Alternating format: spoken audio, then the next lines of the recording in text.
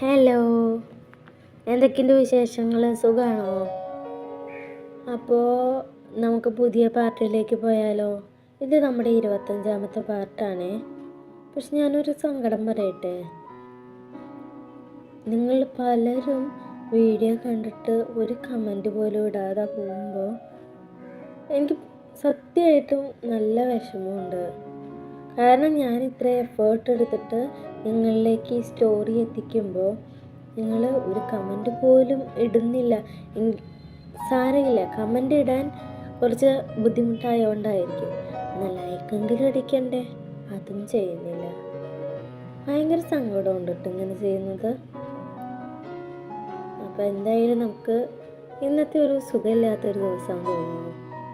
എന്തായാലും സ്റ്റോറിയിലേക്ക് പോകാം, 25ാമത്തെ പാർട്ടിലേക്ക്.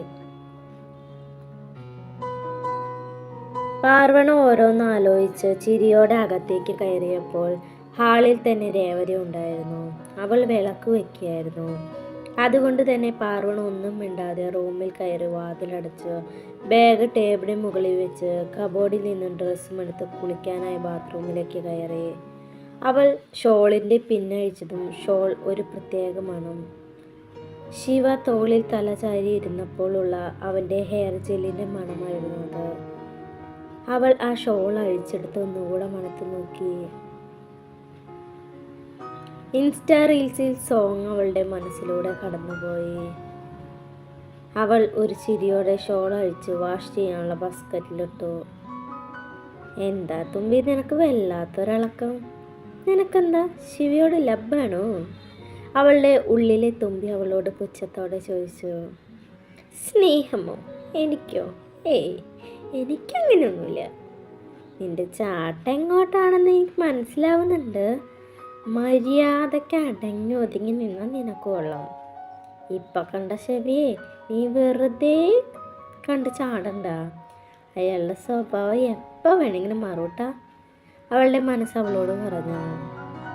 എനിക്കങ്ങനെയൊന്നുമില്ല. ശിവസാറിനെ അങ്ങനെയൊക്കെ കണ്ടപ്പോൾ എനിക്കും എന്തോ സങ്കടം, അതുകൊണ്ടാ, അല്ലാതെ വേറൊന്നുമില്ല. ശിവസാറോ? ഇത്രകാലം അങ്ങനെയൊന്നും അല്ലല്ലോ നീ വിളിച്ചോണ്ടിരുന്നേ. ഇപ്പൊ പെട്ടെന്ന് എന്താ ഒരു മാറ്റം? എനിക്ക് മാറ്റമൊന്നുമില്ല, ഞാൻ അന്നും ഇന്നും ഒരേപോലെയാണ്. അത് പറഞ്ഞ് അവൾ വേഗം കുളിച്ച് ബാത്റൂമിൽ നിന്നിറങ്ങി. അല്ലെങ്കിൽ ഇപ്പോൾ കുറച്ചു കാലമായിട്ട് എൻ്റെ മനസ്സ് ഫുള്ള് നെഗറ്റീവ് അടിക്കുന്നുണ്ട്. അവൾ പെറുപെറുത്തുകൊണ്ട് നേരെ മുറിയിൽ നിന്നും പുറത്തേക്ക് ഇറങ്ങി. ഹാളിൽ രേവതി ഇരുന്ന് TV കാണുന്നുണ്ട്. അവളെ കണ്ടതും പാർവണ വേഗം അവളുടെ അടുത്ത് ചെന്നിരുന്നു. എന്താ തുമ്പി, എങ്ങനെയുണ്ട് പ്രൊജക്റ്റിൻ്റെ വിശേഷങ്ങൾ? എൻ്റെ ദേവൂട്ട, അതൊന്നും പറയാതിരിക്കാൻ നല്ലത്. മനുഷ്യനാകെ ക്ഷീണിച്ചു. അത് പറഞ്ഞ് പാർവണ നേരെ രേവതിയുടെ മടിയിലേക്ക് കടന്നു.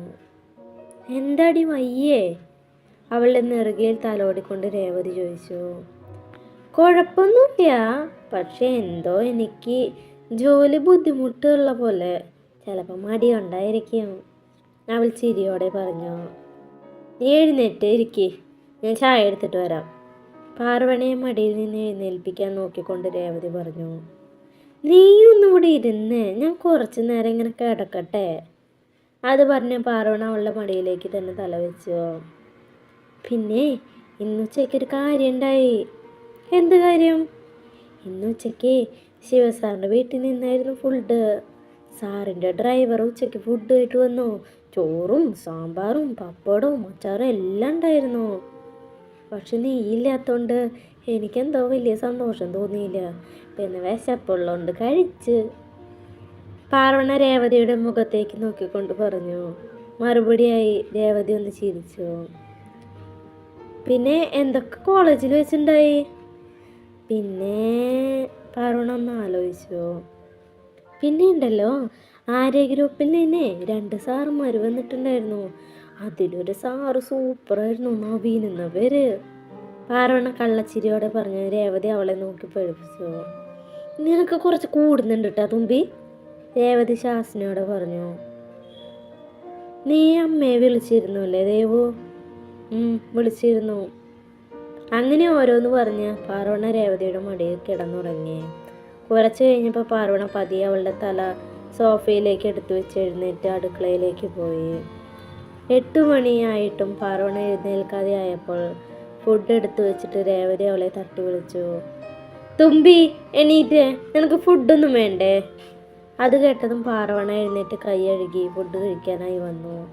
പാർവണ വന്നതും രേവതി അവൾക്കുള്ള ഫുഡ് വിളമ്പി. ശേഷം അവർ ഇരുവരും ഭക്ഷണം കഴിക്കാൻ തുടങ്ങി. പാർവണയ്ക്ക് നല്ല ക്ഷീണമുള്ളത് കൊണ്ട് അന്നവർ പതിവിലും നേരത്തെ കിടന്നു. ശിവ ബാൽക്കണിയിലെ കൗച്ചിലിരുന്ന് ആകാശത്തിലേക്ക് നോക്കിയിരിക്കുകയായിരുന്നു. ഒപ്പം കയ്യിലുള്ള വോഡ്ക ഗ്ലാസ്സിൽ നിന്നും ഓരോ സിപ്പ് എടുക്കുന്നുമുണ്ട്. ശിവ, ദേവ പിന്നിൽ നിന്ന് വിളിച്ചപ്പോൾ ശിവ ഒന്ന് തിരിഞ്ഞു നോക്കിയ ശേഷം വീണ്ടും ആകാശത്തേക്ക് കണ്ണു നട്ടിരുന്നു. നീ വീണ്ടും ഇത് തുടങ്ങിയ? ഞാൻ വന്നപ്പോൾ തൊട്ട് ശ്രദ്ധിക്കാണ്. നിനക്കെന്തോ ഒരു മൂഡ് ഓഫ്? ദേവ ശിവയ്ക്ക് നേരെയുള്ള ചെയറിൽ ഇരുന്നു കൊണ്ട് ചോദിച്ചു. ഏയ് ഒന്നുമില്ലടാ, ഞാൻ വെറുതെ. നീ ആരോടാ ശിവ ഈ കള്ളം പറയണേ? നീ ഒന്നുമില്ലാതെ ഇങ്ങനെ ഇരിക്കില്ല എന്ന് എനിക്കറിയാം. എന്താ കാര്യം പറ? ദേവ വീണ്ടും പറഞ്ഞു. അത് പിന്നെ ഇന്ന് കോളേജിൽ വെച്ച് എൻ്റെ പഴയ ഒരു പേഷ്യൻറ്റിൻ്റെ ബ്രദറിനെ കണ്ടിരുന്നു. അവൻ എന്നെക്കുറിച്ചും എസ്പെഷ്യലി സത്യയെക്കുറിച്ചും കുറച്ച് കാര്യങ്ങൾ പറഞ്ഞു. അത് കേട്ടപ്പം മുതൽ എനിക്കാകെ എന്തോ ഒരു. ശിവ പകുതി പറഞ്ഞു നിർത്തി. ഏയ് കൂൾ മാൻ, നീ പഴയ കാര്യങ്ങളൊന്നും ചിന്തിക്കാൻ പോകണ്ട, അത് വിട്ടേക്ക്. എങ്ങനെയുണ്ടായിരുന്നു കോളേജിലെ പ്രോജക്റ്റ്? നന്നായിരുന്നോ? ദേവ വിഷയം മാറ്റാനായി ചോദിച്ചു. Yeah good. ഞാൻ പ്രതീക്ഷിച്ച പോലെയുള്ള പ്രോബ്ലം ഒന്നും ഉണ്ടായില്ല. സ്റ്റുഡൻസൊക്കെ നല്ല ബിഹേവിയർ തന്നെയാണ്.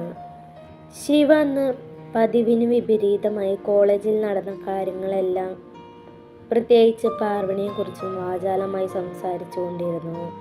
അവൻ്റെ സംസാരം ദേവിയുടെ ചുണ്ടിലും ഒരു പുഞ്ചിരി പടർത്തി. പാർവണ കൂടെയുള്ളപ്പോൾ അവനും എന്തോ പഴയ ശിവയായി തോന്നുന്ന പോലെ. എന്താടാ, എന്താ നീ എന്നെ ഇങ്ങനെ നോക്കി ചിരിക്കണേ? തൻ്റെ മുഖത്തേക്ക് തന്നെ കണ്ണെടുക്കാതെ നോക്കി പുഞ്ചിരിക്കുന്ന ദേവയെ നോക്കി സംശയത്തോടെ അവൻ ചോദിച്ചു. ഒന്നുമില്ല, നിന്റെ സംസാരം കണ്ടിട്ട് എനിക്ക് ചിരി വന്നതാ. എൻ്റെ സംസാരോ? എൻ്റെ സംസാരം കണ്ട് ചിരിക്കാൻ അതിന് മാത്രം ഞാൻ ഒന്നും പറഞ്ഞില്ലല്ലോ. ശിവ, നീ ഒരു കാര്യം ശ്രദ്ധിച്ചോ? എന്നെനിക്കറിയില്ല, എന്നാലും ഞാൻ പറയാം. നീ മറ്റ് സ്റ്റാഫുകളോട് ബിഹേവ് ചെയ്യുന്ന പോലെയല്ല പാർവണയോട്. Something special. സ്പെഷ്യലോ? ശിവ മനസ്സിലാവാതെ ചോദിച്ചു. അതേടാ, നീ മറ്റുള്ളവരൊക്കെ താൻ, ഇയാൾ, തൻ്റെ ഇങ്ങനെയൊക്കെയല്ലേ സംസാരിക്കണേ. പക്ഷെ നീ ഇവളോട് മാത്രം നീ, നിൻ്റെ എന്നൊക്കെ പറഞ്ഞാണ് സംസാരിക്കണേ. അതെന്താ അങ്ങനെ? ദേവ അത് ചോദിച്ചും ശിവയുടെ മുഖത്ത് എന്തൊക്കെയോ ഭാവങ്ങൾ മിന്നി മറഞ്ഞു. ആണോ? എനിക്കറിയില്ല, ഞാനൊന്നും ശ്രദ്ധിച്ചിട്ടില്ല. പിന്നെ സ്പെഷ്യലായിട്ടൊന്നുമില്ല. ഞാൻ അവളോട് പെരുമാറിയിട്ടുമില്ല അങ്ങനെ. കാരണം എനിക്ക് അവളെ കണ്ട നാൾ മുതൽ കുറച്ച് മുമ്പ് വരെ ദേഷ്യമോ വെറുപ്പോ എന്തൊക്കെയായിരുന്നു. കുറച്ച് മുമ്പ് വരെ എന്ന് പറയുമ്പോൾ ഇപ്പോഴില്ലേ? ദേവ വീണ്ടും കുത്തി കുത്തി ചോദിച്ചു. ദേഷ്യം ഉണ്ടായിരുന്നു, പക്ഷേ ഇപ്പോഴില്ല. കാരണം ഇന്നാണ് അവളുടെ സ്വഭാവം കുറച്ചുകൂടി ഞാൻ എടുത്തറിഞ്ഞത്. അതായത് ഇന്ന് ഞാൻ ആകെ ഡെസ്പായിരുന്നപ്പോൾ എനിക്കൊരു സപ്പോർട്ടായിട്ട് കൂടെ നിന്ന അവളാണ്. വേണമെങ്കിൽ എന്നെ തനിച്ചാക്കി അവൾക്ക് പോവായിരുന്നു, പക്ഷേ അവളത് ചെയ്തില്ല. അതിൻ്റെ ഒരു നന്ദി, അത്രയേ ഉള്ളൂ, വേറൊന്നുമില്ല. അത് പറഞ്ഞ ശിവ തൻ്റെ കയ്യിലെ ഗ്ലാസ്സിൽ നിന്ന് അവസാനത്തെ സിപ്പ് കൂടി എടുത്തു. അങ്ങനെ ദേവിയും ശിവയും കുറച്ചു നേരം അവിടെ ഇരുന്ന് സംസാരിച്ചതിന് ശേഷമാണ് തങ്ങളുടെ മുറിയിലേക്ക് തിരിച്ചു പോയത്. ഒരു പക്ഷേ കുറേ കാലത്തിന് ശേഷമായിരിക്കും അവൻ ഇത്ര നേരം ഇരുന്ന് സംസാരിക്കുന്നത്. രാവിലെ തന്നെ പാർവണ രേവതിയോടൊപ്പം ഓഫീസിലേക്ക് ഇറങ്ങി. ഇന്ന് അവൾക്ക് ഓഫീസിൽ പോകാൻ നല്ല താല്പര്യമായിരുന്നു.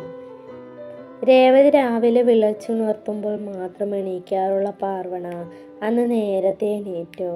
വേഗം ഓഫീസിലേക്ക് പോകാൻ റെഡിയായി. അതെല്ലാം രേവതിയുടെ സംശയത്തോടെ നോക്കുന്നുണ്ടായിരുന്നു. ദേവ ഓഫീസിലേക്ക് വന്നപ്പോൾ താഴെ റിസപ്ഷനിൽ തന്നെ പാർവണയും രേവതിയും ഉണ്ടായിരുന്നു. ദേവിയെ കണ്ടതും പാർവണ അവൻ്റെ പിന്നിൽ ശിവ വരുന്നുണ്ടോ എന്ന് നോക്കാൻ തുടങ്ങി. നീ ആരെ ഇത്ര കാര്യമായിട്ട് നോക്കുന്നേ? പാർവണയുടെ നേട്ടം കണ്ട് രേവതി സംശയത്തോട് ചോദിച്ചു. ഞാനാ? ഞാനൊന്നും നോക്കുന്നില്ല. അവൾ പെട്ടെന്ന് മുഖം തിരിച്ചുകൊണ്ട് പറഞ്ഞു. ആണോ? എന്നാൽ എനിക്ക് ചിലപ്പോൾ അങ്ങനെ തോന്നിയതായിരിക്കും. അതെ, തോന്നിയതായിരിക്കും. പാർവണി അത് തന്നെ പറഞ്ഞു.